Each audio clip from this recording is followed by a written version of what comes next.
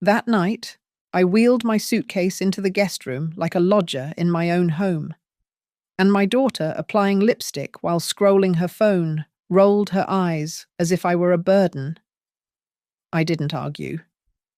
I simply turned off the automatic payment settings in my banking app, the ones nobody in this house knew who was actually paying. 7 days later, when electricity, water, internet, home insurance, and the mortgage all sent overdue notices simultaneously, she finally understood who really kept this house standing. My name is Ruth Calder, 58 years old, and I've been working night shifts as an accountant at Hawthorne County Food Bank for the past 12 years. 6 years ago, my husband David died of a sudden heart attack, leaving me alone in this 4-bedroom colonial house in Harbor Falls, Ohio. When my daughter Savannah and her husband Tyler moved in 3 years ago, just temporarily, while they saved for their own place, I thought I was helping them build their future. I never imagined I'd become a ghost in my own home. The argument that triggered everything happened on a humid Thursday evening in August. Savannah, 28 and perpetually attached to her phone for her online boutique business, had complained that my presence in the living room was suffocating their marriage. Tyler, 31, and always eager to impress with his sales job stories, added that they needed adult space without parental oversight. Their words stung. But what hurt most was when Tyler casually mentioned, "People who stay as guests should know their place." Guest. In the house where I'd raised Savannah, where I'd nursed David through his final days, where every mortgage payment for the last 23 years had come from our accounts. "Fine," I said, setting down my coffee cup with deliberate calm. "I'll move to the guest room. You two can have the entire main floor to yourselves."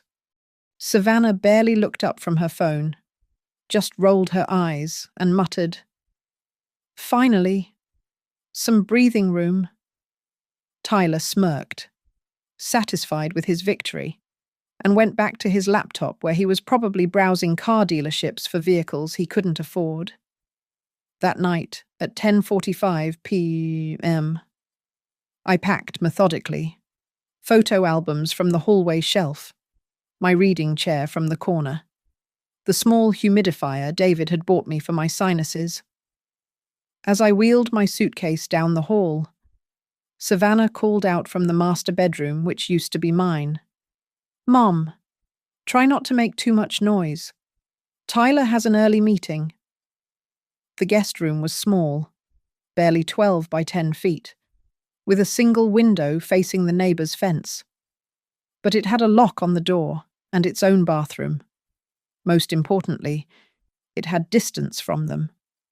I arranged my belongings carefully, setting up my laptop on the narrow desk, organizing my files in the closet. Among those files were folders they'd never seen: Calder Family Trust, property deed, automatic payment schedules. The secret I'd kept for 6 years was simple but profound. When David died, his life insurance and the family trust he'd established made me the sole trustee and beneficiary. The house, officially transferred to my name alone after probate, had every single bill mortgage, property taxes, home insurance, utilities, HOA fees, even the premium cable package Tyler loved set to auto-pay from the trust account. I'd never mentioned it because I thought we were family. Family doesn't keep tabs. But apparently, I was just a guest now.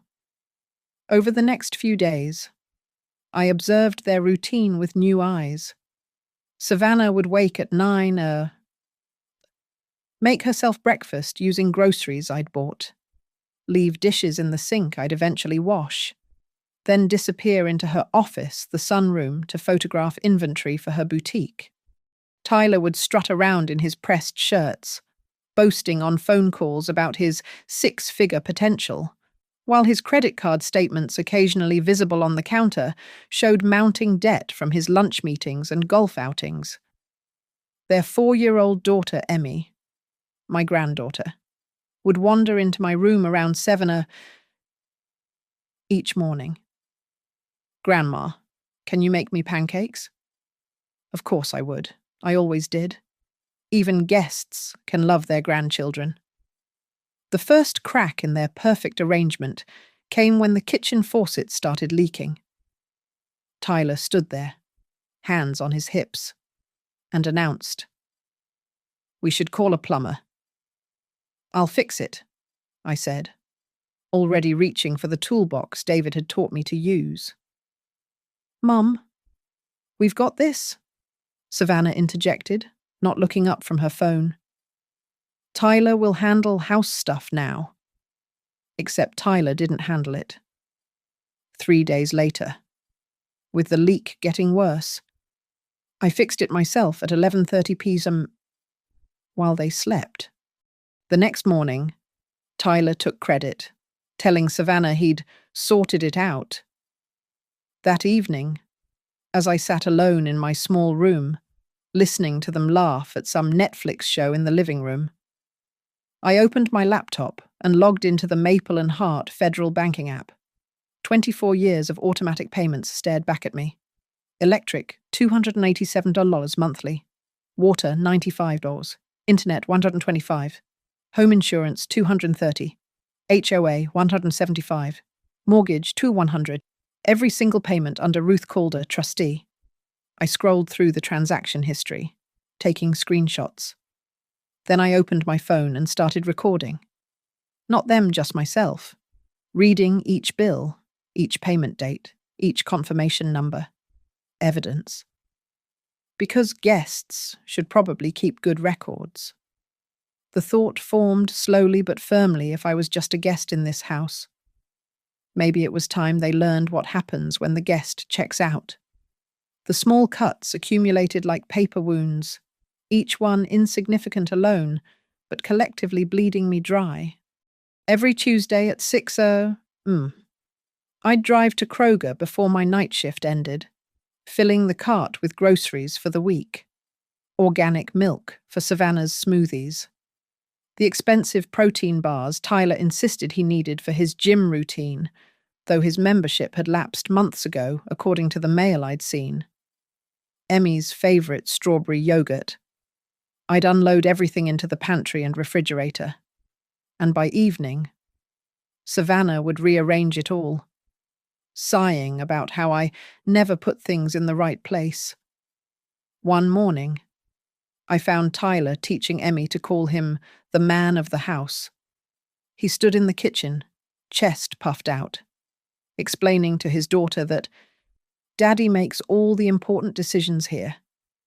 Emmy, sweet and innocent, asked, "What about Grandma?" Tyler's response cut deep. "Grandma's just staying with us for a while? Princess? Like a long visit?" I bit my tongue and continued spreading peanut butter on Emmy's sandwich, the knife trembling slightly in my hand. The invisible labor intensified. When the washing machine started making grinding noises, I spent my day off researching the problem, ordering parts online, and fixing it myself while they went to Sunday brunch paid for with Savannah's credit card, the one I'd co-signed for years ago and still occasionally had to cover when she maxed it out. When I finished the repair, covered in grease and lint, Savannah walked in and said, "Mum, you're getting the floor dirty. We just had it cleaned." They'd hired a cleaning service for the house I maintained, charged to a credit card I'd probably end up paying off. The public humiliation began during their dinner parties. Savannah had started hosting monthly gatherings for her boutique customers and Tyler's work colleagues. The first time, she introduced me to her friends as my mum who's staying in the guest room. By the third dinner, I'd become our temporary house guest. And finally, Tyler's mother-in-law who lives here, like a piece of furniture they couldn't figure out how to dispose of. During one particularly painful evening, I overheard Tyler telling his boss, "Yeah, we're basically taking care of Ruth now. You know how it is with aging parents, they need somewhere to go." His boss nodded sympathetically while I stood in the kitchen, preparing the appetizers they'd asked me to make.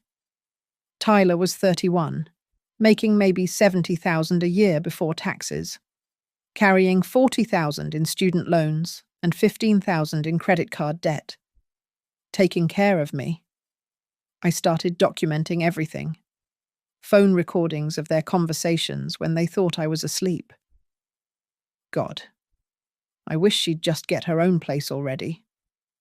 Savannah said one night at 11:15, She's always hovering, always watching. It's creepy."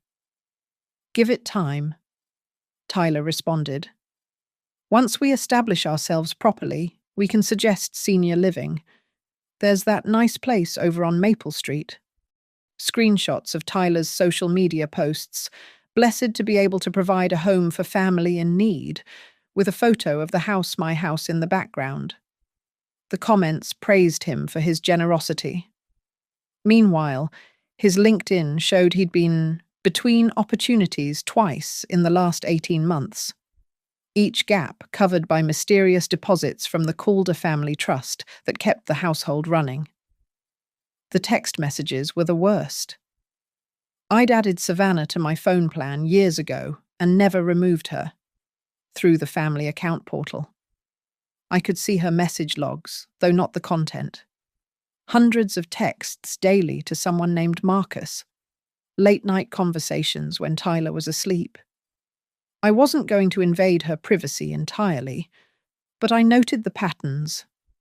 Meanwhile, she'd tell her friends at dinner that marriage is about sacrifice, while eyeing Tyler with barely concealed contempt. One afternoon, while babysitting Emmy unpaid, of course, saving them $1,200 a month in daycare, I found a folder on the kitchen counter.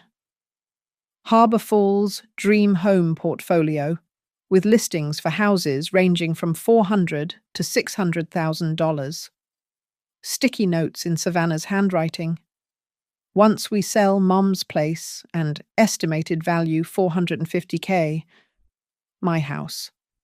That they planned to sell, while I was still living in it. That evening at dinner, Tyler announced they'd been pre-approved for a mortgage. $450 should be enough for a decent place, he said, cutting his steak, the one I'd bought and cooked. "Once we get our finances fully in order."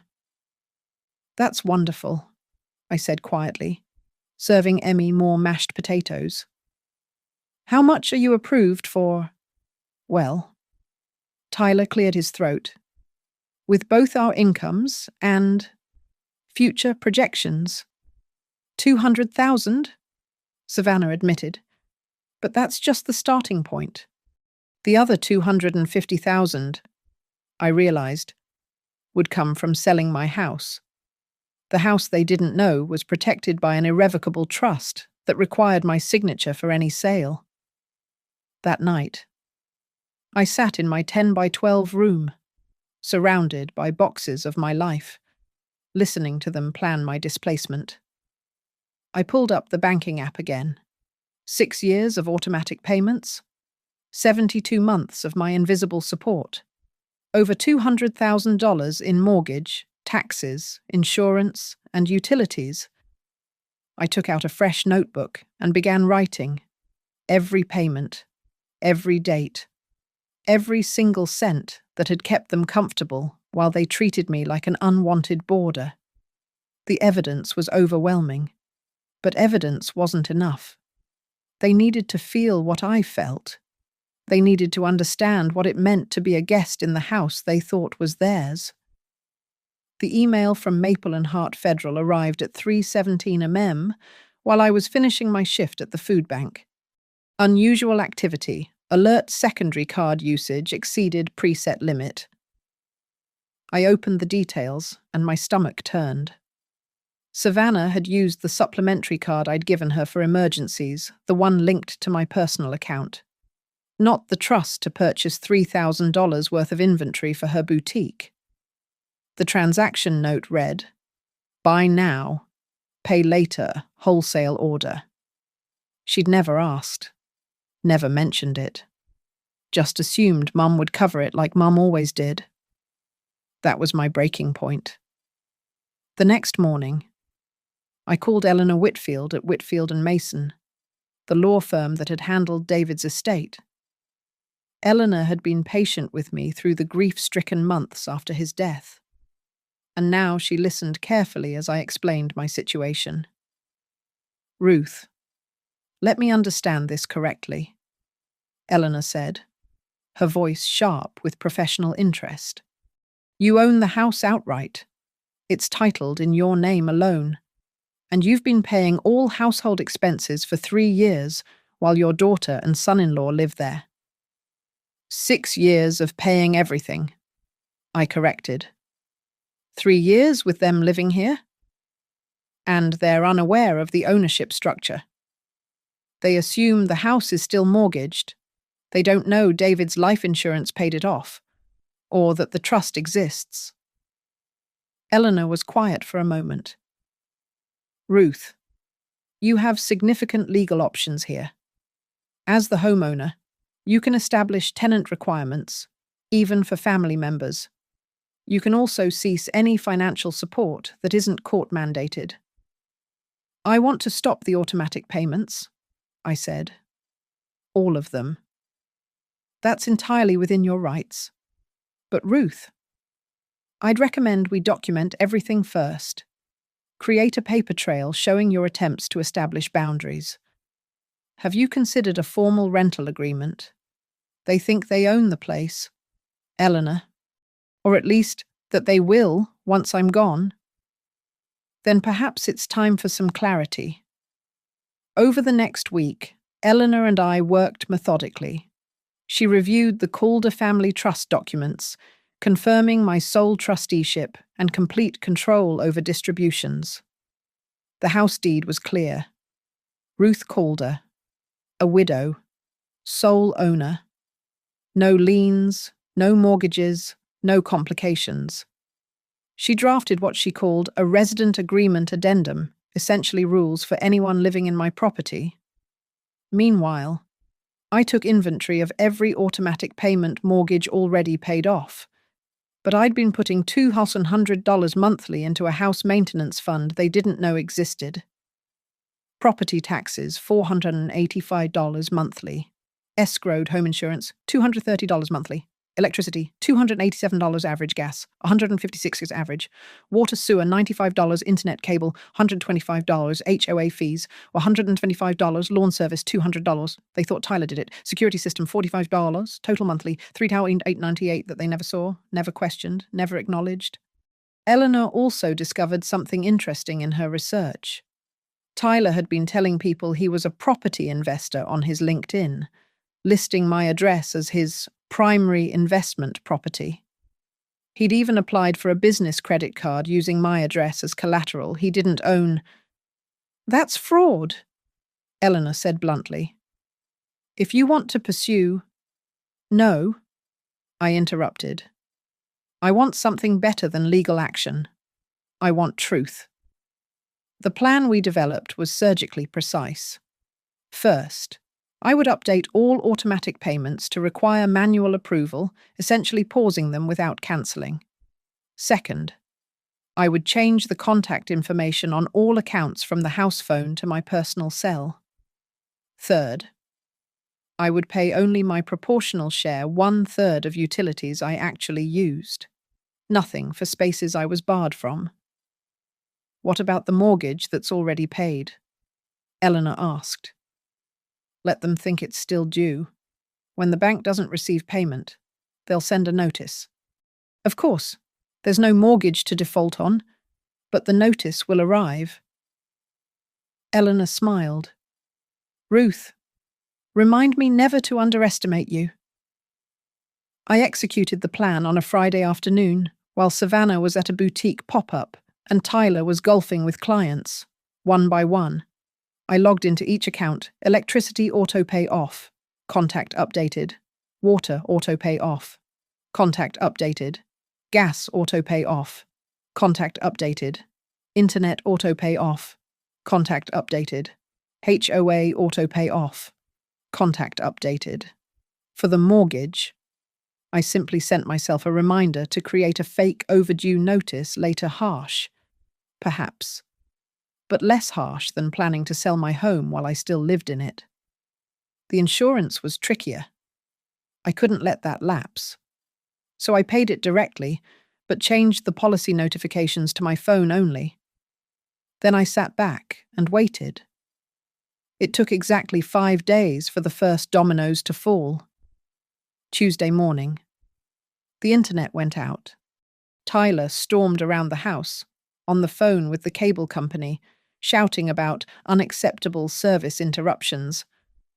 I heard him through my door. What do you mean the payment didn't process? It's on autopay. By Thursday, the electric company had sent a text to my phone. Payment overdue.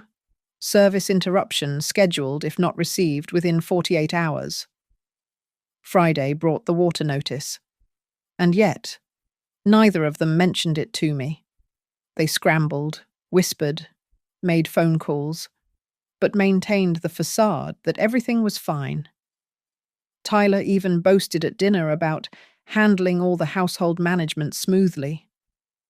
I nodded, cutting my chicken the last groceries I would ever buy for them, and said nothing. That night, I heard Savannah on the phone with the bank, her voice rising. What do you mean there's no automatic payment scheduled? It's been coming out for years. Years. Yes. Years of my silent support, invisible as air until it was gone. I opened my laptop and created a spreadsheet.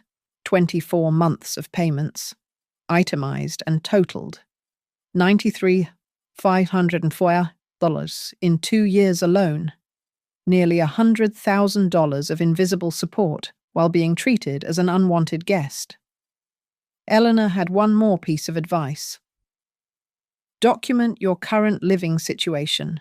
Photos of your room, recordings if legal in Ohio, which it is with one-party consent. You're building a case, not for court, but for truth. Truth. Such a simple word for such a devastating weapon. The boundaries I established were surgical, precise, and absolutely non-negotiable. Monday morning at 7 I placed labels on the refrigerator shelves with my name, claiming exactly 1/3 of the space, my milk, my eggs, my vegetables all clearly marked. When Tyler reached for my coffee creamer that afternoon, he found a note. Property of Ruth Calder. Please ask before using. Seriously, Mom, Savannah said, holding up the note with disgust. You're labeling food now. Just keeping track of my things, I replied calmly. As a guest, I shouldn't assume anything in this house is mine to share. The cooking stopped immediately. For 6 years, I'd prepared dinner every single night, even after working my graveyard shifts. Now, at 5:30 p.m., I'd go to my room with a sandwich and a book, leaving them to figure out their own meals. The first night, I heard Emmy crying. Where's Grandma? She always makes spaghetti on Monday. Grandma's busy, sweetheart, Savannah told her. We'll order pizza. $40 pizza delivery for what would have been a $5 pasta dinner. Their financial education was beginning. The childcare withdrawal hit them hardest. Wednesday morning. Savannah knocked on my door at 6:45, already dressed for a supplier meeting. Mum, I need you to watch Emmy today. I have that important wholesale presentation. I'm sorry, I said, not opening the door fully. I have plans today. What plans you don't go to work until 11 p.m.? Personal plans. You might try Little Learners Daycare on 5th Street. They take drop-ins for $75 a day. She stared at me, mouth open. You're serious. You won't watch your own granddaughter. I love Emmy dearly, I said. I'm happy to schedule time with her when it's convenient for both of us. But I can't provide free childcare anymore. Guests don't usually come with babysitting services. The door closed on her shocked face. By the second week, the house was falling apart in small but noticeable ways. The overdue notices were piling up, though they tried to hide them. I saw Tyler stuff a red-bordered envelope into his briefcase when he thought I wasn't looking. The internet had been reconnected, they must have paid, but I noticed it was the basic package, not the premium one they'd enjoyed for years. Packages started arriving that required signature final notices sent certified mail. I refused to sign for them. Those aren't addressed to me, I'd tell the postal worker, loud enough for the neighbours to hear. Mrs. Patterson from next door gave me a curious look one morning as another certified letter was returned to sender. The lawn was the most visible sign of decay. I'd been paying Greenscape Landscaping $200 a month for weekly service, billed directly to my account. Without payment. They stopped coming. By week 3, the grass was ankle high, and the HOA notice arrived this time in a bright orange envelope that Tyler couldn't hide. Mum. Savannah confronted me, waving the HOA violation. Did you stop paying the lawn service? I never paid for any lawn service, I said truthfully. After all, Ruth Calder, the guest, wouldn't have such responsibilities. Only Ruth Calder, the homeowner, had been paying, and that was information they didn't possess. But it's been getting done. Has it? How interesting. Perhaps Tyler's been handling it. Tyler, who hadn't touched a lawnmower in 3 years, turned red. I've been meaning to get out there. The social pressure mounted when Savannah had to cancel her monthly boutique gathering.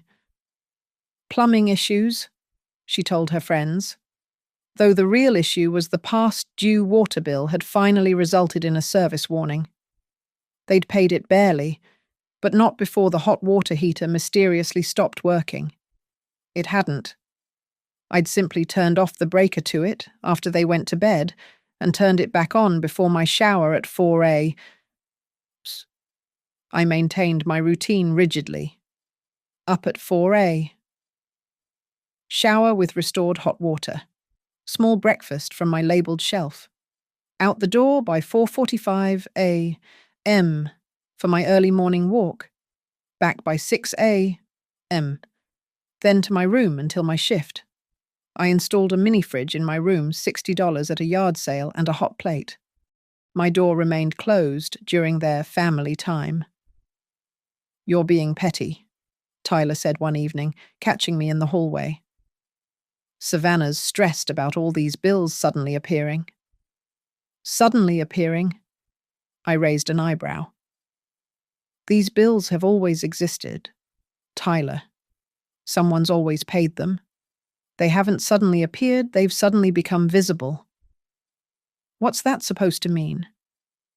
It means that houses don't run themselves. Every comfort you've enjoyed has a price tag. You're just seeing the tags for the first time. He wanted to argue, but Emmy called for him. She'd spilled juice on the carpet, the same carpet I used to clean immediately. Now it would stain, adding to the growing list of deferred maintenance. The refrigerator broke down on a Thursday, or rather. I unplugged it Wednesday night and plugged it back in Friday morning, after their organic vegetables had wilted and Tyler's craft beer had warmed. The repair guy they called quoted them $800 for a compressor issue that didn't exist. We can't afford this right now, Savannah hissed to Tyler, not knowing I could hear through the thin door. The mortgage payment is due. We're behind on utilities. And now this mortgage payment. They still believed there was a mortgage. The psychological weight of that phantom debt was crushing them, and I hadn't even revealed the truth yet. By the end of week 3, I overheard the conversation that confirmed my strategy was working. "Maybe we should ask your mum for help," Tyler said, his pride audibly cracking. "Are you insane? After how we've treated her, she won't even cook dinner anymore." "We didn't treat her badly.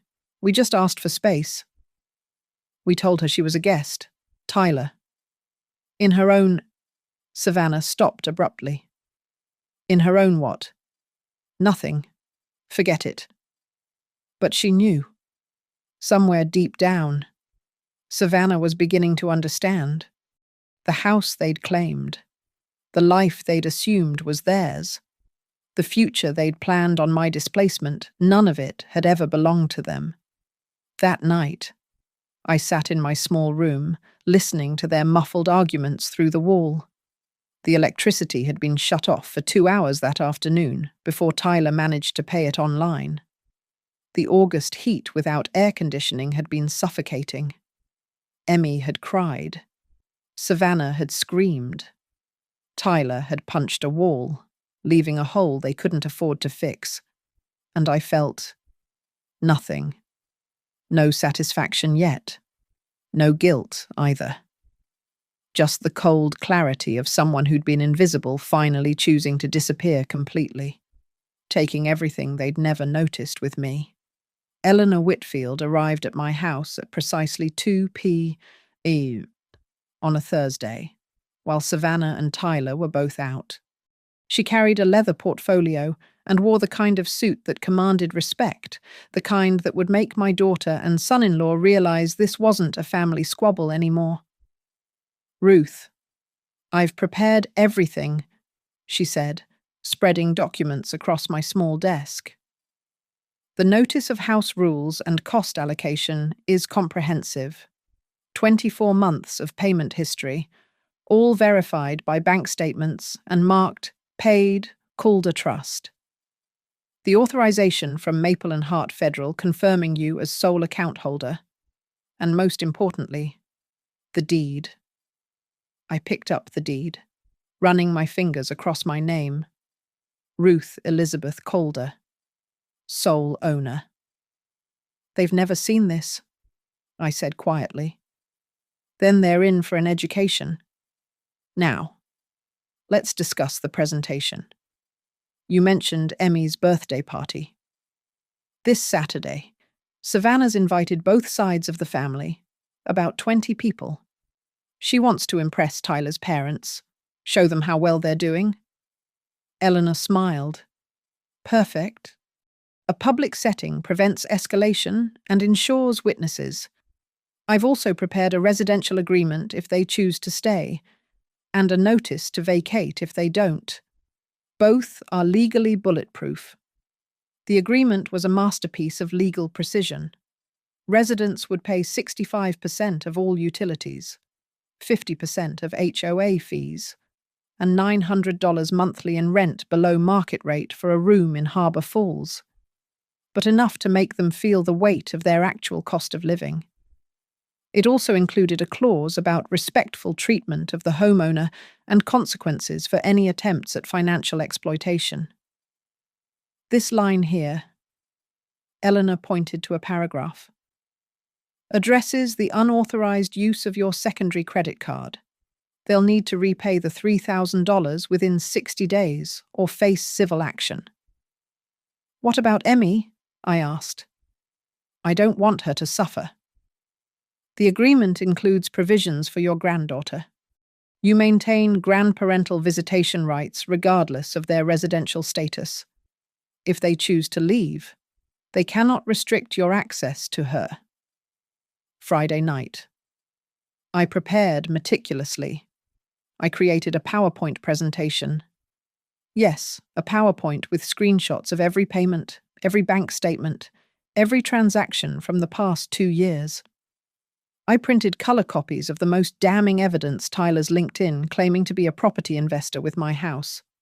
Savannah's text to her friend saying, "Once we get Mom out, we'll have so much equity." And the pièce de résistance, their application for a home equity loan on a property they didn't own. Rejected, for obvious reasons. I also prepared Emmy's real gift, separate from all this drama, a college fund I'd started when she was born, already holding $15,000. Whatever happened with her parents, my granddaughter would have options.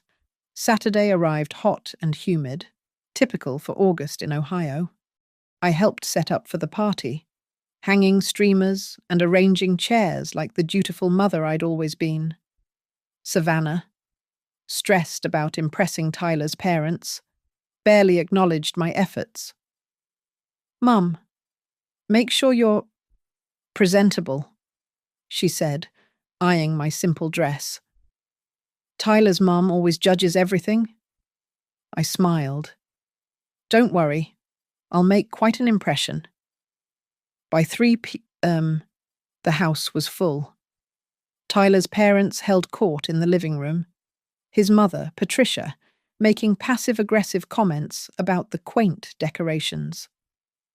Savannah's friends clustered in the kitchen, admiring the cake she'd claimed to have made, but had actually ordered for $200 on a credit card that was nearly maxed.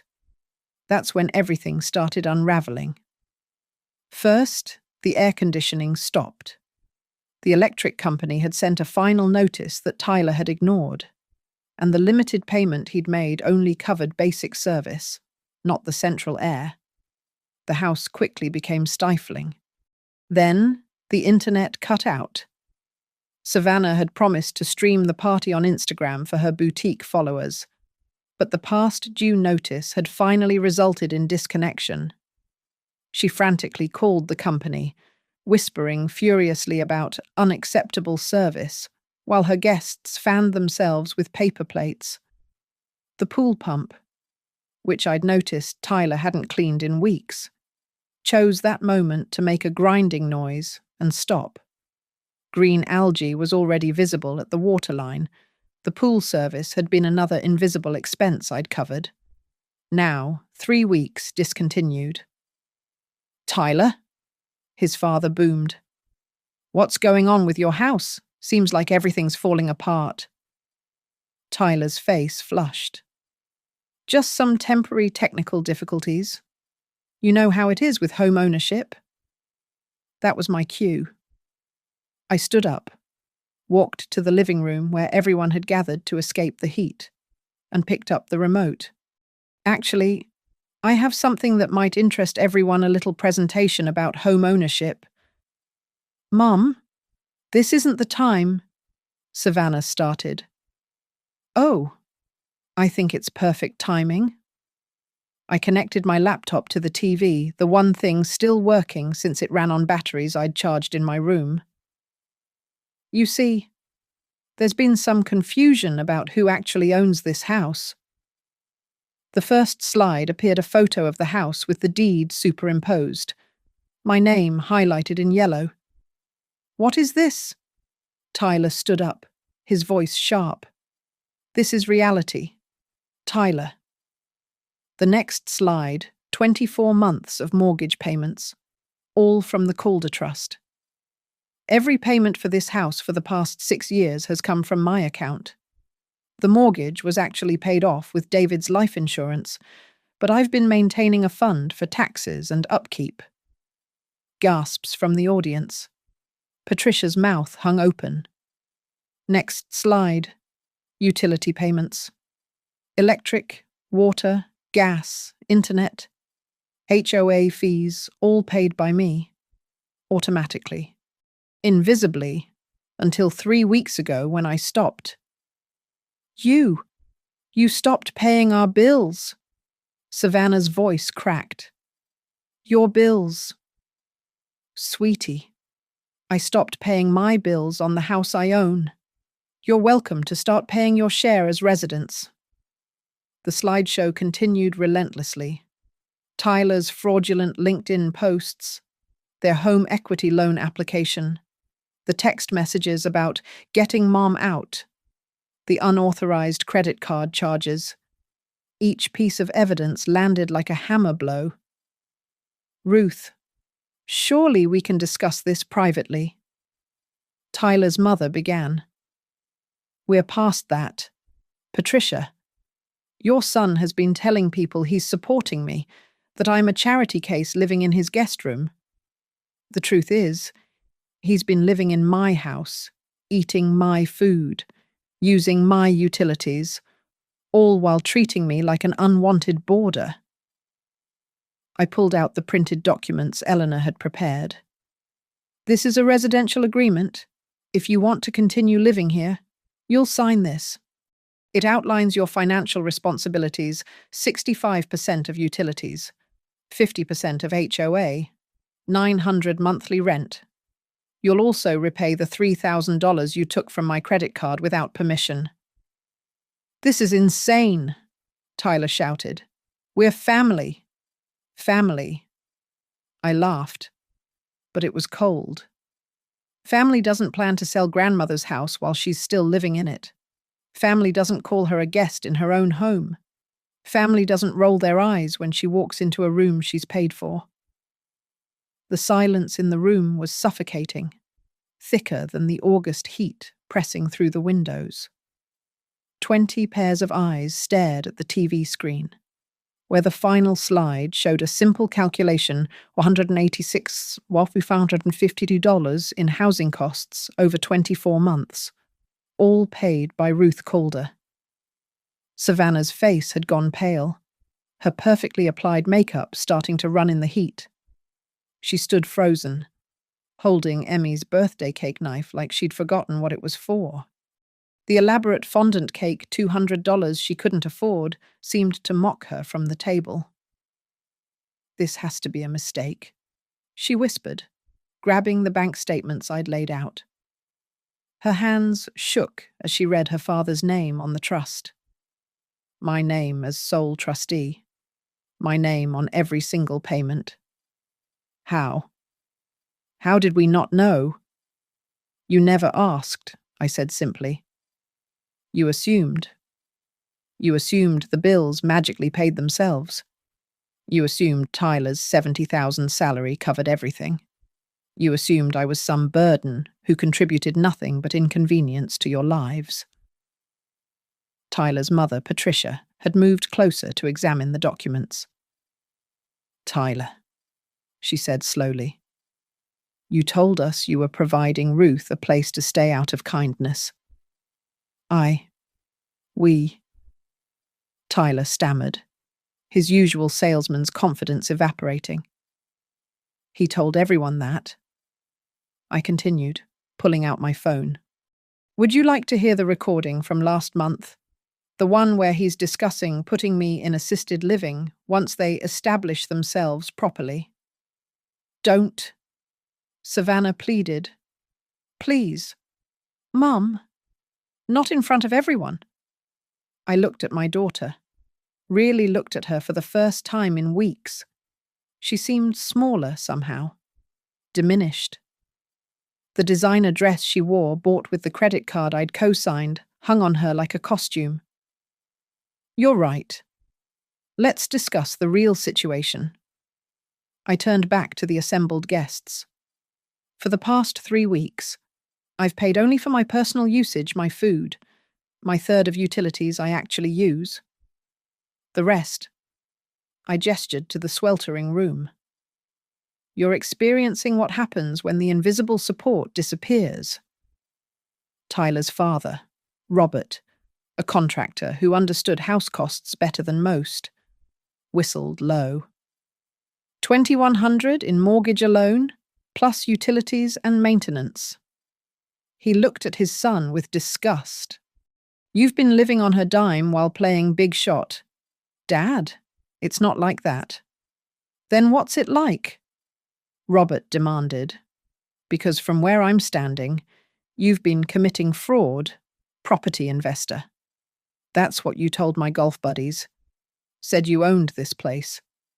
Savannah's best friend, Maria, had been recording on her phone for the boutique's social media, ironically. She quietly lowered it. But I knew the damage was done. This would be everywhere by Monday. The birthday party is over, I announced. Everyone needs to leave except for immediate family. We have business to discuss. The exodus was awkward and swift. Friends muttered excuses, gathered their children, fled the catastrophe. Patricia tried to stay, but Robert pulled her away. "This is their mess to sort," he said grimly. "Tyler, we'll talk later." Within 15 minutes, only Savannah, Tyler, Emmy, and I remained in the house that had never been theirs. Emmy, confused and upset, clung to her mother's leg. "Mommy, why did everyone leave my party?" "Go to your room, sweetheart," Savannah said numbly. "Watch your iPad for a bit." Once Emmy was gone, Tyler exploded. "You planned this. You humiliated us on purpose. Like you humiliated me every day for 3 years," I countered. "Introducing me as a house guest, making me move into the smallest room. Rolling your eyes when I spoke, that wasn't humiliation." "We didn't know." "Exactly." My voice cracked like a whip. "You didn't know because you didn't care to know. You didn't know because it was convenient not to know. You assumed you were entitled to everything while I paid for it all." I pulled out the notice to vacate that Eleanor had prepared. Option 2. If you don't sign the residential agreement, you have 30 days to leave. That's the legal minimum for Ohio. "You'd throw out your own daughter." Savannah's voice broke. "Your granddaughter." "I'm not throwing anyone out. I'm establishing boundaries.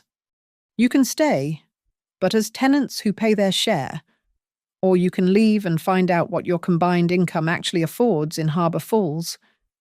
Spoiler alert, it's not a 4-bedroom colonial with a pool." Tyler snatched the residential agreement, reading it with growing anger. $900 in rent plus utilities, that's more than we can afford. "Then perhaps you shouldn't have been planning to buy a $600,000 house," I said, gesturing to the Harbour Falls Dream Home portfolio still visible on the kitchen counter.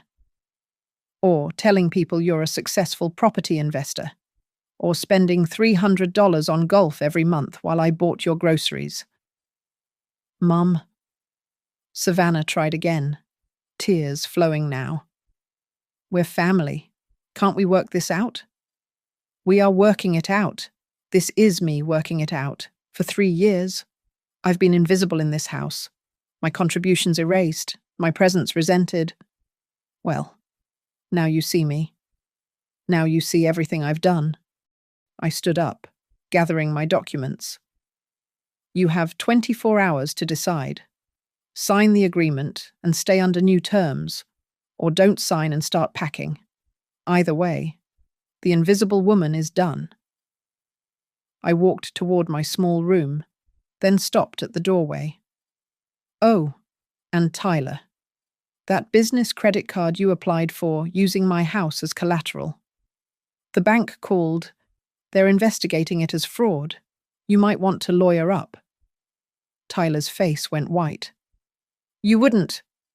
"I already have. My attorney, Eleanor Whitfield, will be in touch. She's very thorough." Behind me, I heard Savannah sobbing, Tyler cursing, and somewhere upstairs, Emmy asking her tablet why everyone was sad on her birthday. The sound should have broken my heart. Instead, I felt something I hadn't experienced in 3 years, visible, solid, real. I closed my door and locked it, then sat at my small desk, outside. I could hear them arguing about money, about blame, about how they could have missed something so obvious. The house they'd taken for granted was teaching them its true cost, one overdue bill at a time, on my laptop. I opened the folder labeled Emmy's College Fund. Whatever happened next, my granddaughter would be protected. Her parents were finally learning that nothing in life was free, that someone always paid the price. Today, they were learning who that someone had always been. The 24 hours passed in a tomb-like silence. I went about my routine work, sleep, meals in my room, while Savannah and Tyler huddled in whispered conferences that stopped abruptly whenever I passed. Sunday evening, at exactly 5 p.m., they knocked on my door. "We need to talk," Savannah said. Her eyes were puffy, makeup free for the first time in months. She looked younger, vulnerable, more like the daughter I'd raised before Tyler's influence had calcified her entitlement. We sat at the kitchen table, the same one where they'd dismissed me so many times. Tyler couldn't meet my eyes, staring instead at the residential agreement between us. Savannah held the pages like they might bite her. "Mom," she started, then stopped. Started again.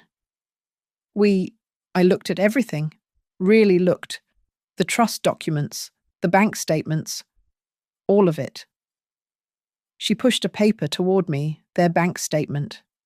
2 checking accounts with a combined balance of $342, 3 maxed credit cards. Tyler's car payment 3 months behind. "We can't afford $900 in rent," she admitted. "We can barely afford groceries." "Then perhaps you should have thought about that before planning to sell my house," I said evenly. Tyler's jaw clenched. We were dreaming, planning for the future.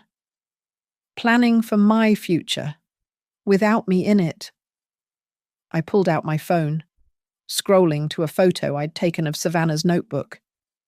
"Once Mom moves to assisted living, estimated home value $450K. Our dream finally possible." I looked at my daughter. "Your handwriting." She flinched. "I didn't mean—" "Yes, you did. You meant every word. You just didn't mean for me to see it?" "So what now?" Tyler burst out. "You want us homeless. Is that your revenge?" "I want you to understand what you've really been living on," I said. I pulled out another document, a spreadsheet I'd prepared. "This is what your life actually costs. Rent for a 3-bedroom apartment in Harbour Falls, $1,500 minimum. Utilities, $300. Groceries, $800. Daycare for Emmy, $1,200. Car payments, insurance, gas, another $1,000. That's $4,800 monthly minimum. Your combined take-home, approximately $4,200. The math hung between us like a guillotine blade. "We'd have to move," Savannah whispered. "To a smaller place. Emmy would have to change schools." "Or," I said, "you could sign this agreement, $900 rent, split utilities, and start actually contributing to the household you've been taking for granted." "But the credit card debt," Tyler protested. "The $3,000 that you stole," I interrupted. "Let's use accurate words. You accessed my credit card without permission and made purchases. That's theft." "Mom," Savannah gasped. "What would you call it? You knew that card was for emergencies only. You used it for inventory you're now trying to sell at a markup. That's not borrowing. That's theft." Tyler stood abruptly. "This is extortion." "No. Tyler. Extortion would be me calling the police about the fraud. This is a gift, the gift of consequences delivered with the possibility of redemption." I stood too, matching his energy, but not his anger. "You've been playing house with my money for 3 years. The game is over. Either you become actual tenants with actual responsibilities, or you find out what your actual income buys in the real world." "What about Emmy?" Savannah played her last card. You'd make your granddaughter homeless. Emmy will never be homeless, I said firmly. I've set aside money for her. If you can't provide for her, I will. But that might involve courts and custody arrangements you won't like. The threat landed. Savannah went even paler.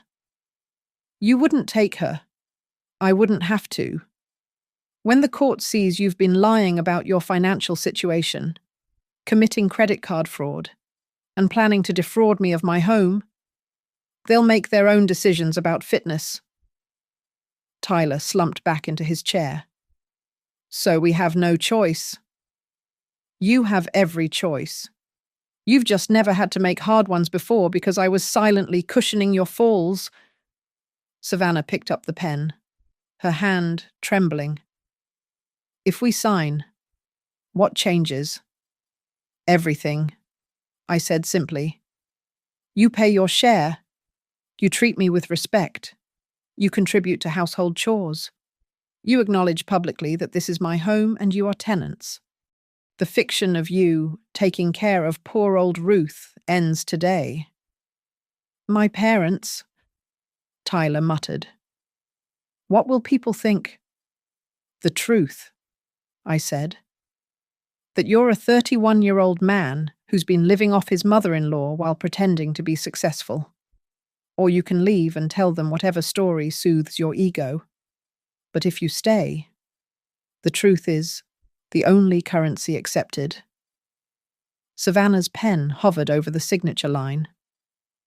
What about the fraud investigation? Sign the agreement.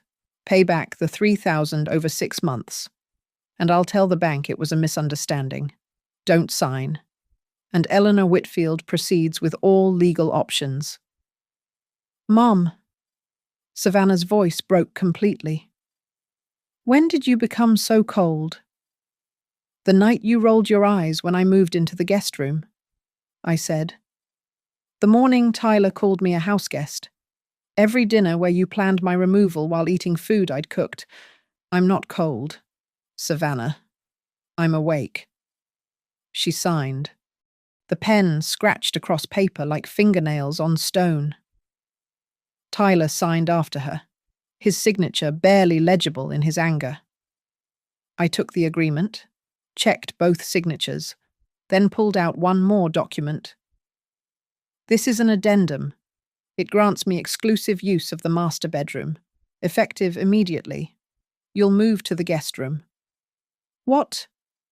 They said in unison. The master bedroom is the homeowner's suite, I said calmly. I'm the homeowner. You've had 3 years in my room. Time to be guests in the space you assigned me. Tyler stood so fast his chair fell backward. This is insane. We're not moving rooms. Then you're moving out, I said simply. The agreement specifies I assign living spaces. You signed it. Choose now the guest room or the street. Savannah grabbed Tyler's arm before he could speak. We'll move, she said quickly. We'll move tonight. Good. I've already packed your things. The boxes are in the hallway. Your new room is ready. I even put fresh sheets on the bed. The same ones you gave me when I moved in there. They're quite comfortable for guests. The silence stretched until we could hear Emmy upstairs, singing along to some YouTube video. My granddaughter, innocent in all of this, unaware her world had just fundamentally shifted. Is there anything else? Savannah asked, defeated. Yes, I said, pulling out my laptop. This is Emmy's college fund. $15,000 currently, growing monthly. It's in a trust I control. If you ever try to manipulate me using her, if you ever deny me access to her, or if you ever speak badly about me in front of her, the fund transfers to a scholarship program instead. She'll get nothing. You're threatening us with our daughter's future, Tyler snarled. I'm protecting my granddaughter's future from parents who would sell their own mother's house out from under her. I corrected. The fund is there for Emmy, but only if you honor our agreement, all of it, including the respect clause. Tyler's face had turned an alarming shade of red. You think you've won? He snarled, pulling out his phone. I'm calling my lawyer. This is coercion, elder abuse. Call whoever you like, I said calmly, pulling out my own phone. But first, let me call Sheriff Morrison. He's the HOA liaison. We've already discussed the situation. I dialed, putting it on speaker. Hello? Deputy Morrison. This is Ruth Calder at 482 Oakview Drive. Yes. The situation we discussed. Could you send a patrol car? Mr. Reed is becoming agitated about the tenancy agreement. On our way, Mrs. Calder, came the professional response. 5 minutes. Tyler's bravado crumbled. You called the cops. I prepared for every contingency, I said. Including you thinking you could intimidate a 58-year-old woman in her own home. Through the window, I could already see Mrs. Patterson from next door peering through her curtains. By tomorrow, the entire neighborhood would know. Good. Let them know the truth. Wait, Savannah said desperately. Tyler, please, let's just move to the guest room. Please. But Tyler was beyond reason. I'm not living in that closet. I'm not paying rent to your mother. This is insane. He grabbed the agreement, ready to tear it up. Tyler, I said quietly, if you destroy that document, you're destroying your last chance to stay. I have copies, of course, but the act itself will trigger immediate eviction and criminal charges for fraud, theft, and now destruction of legal documents. The doorbell rang. Deputy Morrison stood outside, his patrol car's lights casting red and blue shadows through the windows. Several neighbors had come out to watch. I opened the door. Deputy Morrison, thank you for coming. We're having a small disagreement about sleeping arrangements. The deputy, a tall man who'd handled many domestic situations, looked past me to where Tyler stood, frozen with the agreement still in his hands. Everything all right here, Mrs. Calder? Mr. Reed was just deciding whether to accept the guest room or make alternative arrangements.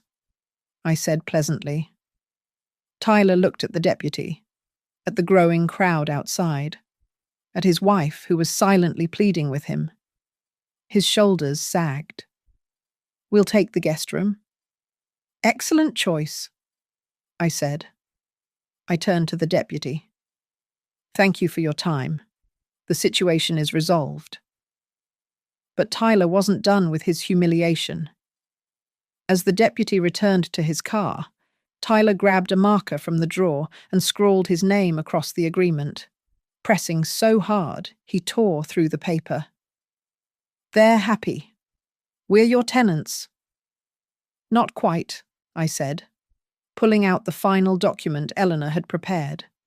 This is a notice of immediate tenancy termination for Tyler Reed specifically, due to attempted financial fraud using my property as collateral. Savannah gasped. Mom. No. Tyler has 60 minutes to gather his personal belongings and leave. The fraud investigation will proceed regardless, but his removal from my property is non-negotiable. I handed him the notice. Savannah, you may stay if you choose. The agreement allows for single occupancy at $600 monthly. Tyler laughed, but it was hollow. You're kicking me out, separating me from my family.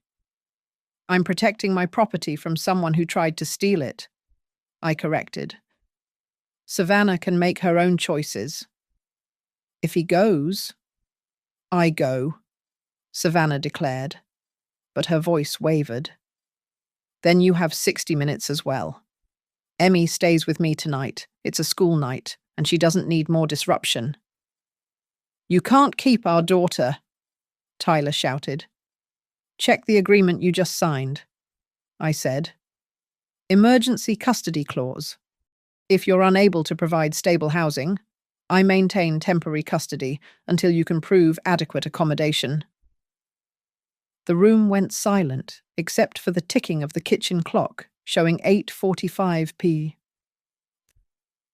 Tyler's phone buzzed his mother calling, probably alerted by the neighbors.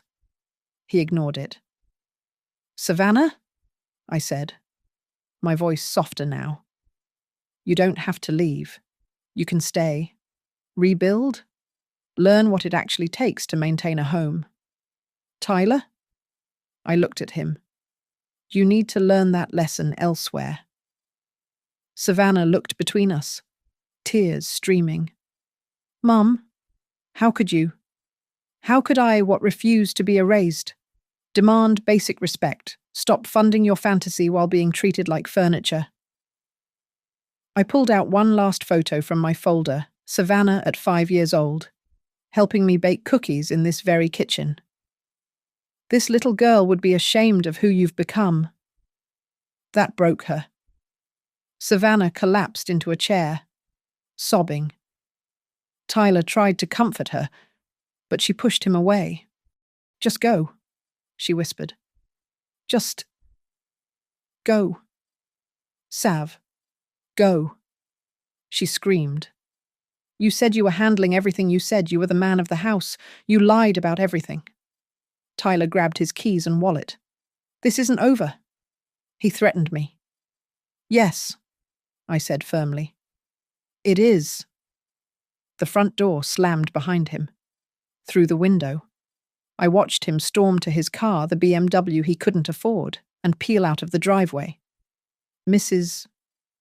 Patterson was already on her phone, probably spreading the news through her prayer circle WhatsApp group. Savannah sat at the table, pen trembling over a new agreement, one for single occupancy. 600, she asked weakly. Plus half utilities and groceries, I confirmed. And respect. That's non-negotiable. She signed, her signature tiny and defeated. The master bedroom, she asked. Mine, as it always was. Your boxes are in the hall. The guest room is ready. I stood, suddenly exhausted. I'll check on Emmy. As I climbed the stairs, I heard Savannah on the phone with her friend Maria. No, you don't understand. She owns everything. She's always owned everything. We've been living a lie. In Emmy's room, my granddaughter was asleep, clutching her birthday bear, unaware that her world had shifted on its axis. I kissed her forehead, then went to the master bedroom, my bedroom, for the first time in 3 years. The sheets still smelled faintly of Savannah's perfume. I stripped them off, replaced them with my own from the guest room. As I settled into my rightful bed at 11:30 p., I could hear Savannah dragging boxes down the hall, crying with each step. Tomorrow, Tyler's parents would call, demanding explanations. The bank would want to discuss the fraud. Eleanor would file the necessary paperwork. Savannah would have to face the reality of her actual financial situation. But tonight, for the first time in 3 years, I was visible in my own home. The invisible woman who paid for everything, who maintained everything, who was everything while being treated as nothing. She was finally seen. The pen had touched paper. The question, who pays for this house, had been definitively answered, and I slept in my own bed, in my own room, in my own house, while my daughter learned the weight of reality in the guest room down the hall. Thank you so much for listening to this story. I'd love to know where you're listening from. Drop a comment below and let's connect. If this story resonated with you, please subscribe to the channel and share your thoughts. What would you have done in Ruth's situation? Your perspectives make these stories come alive.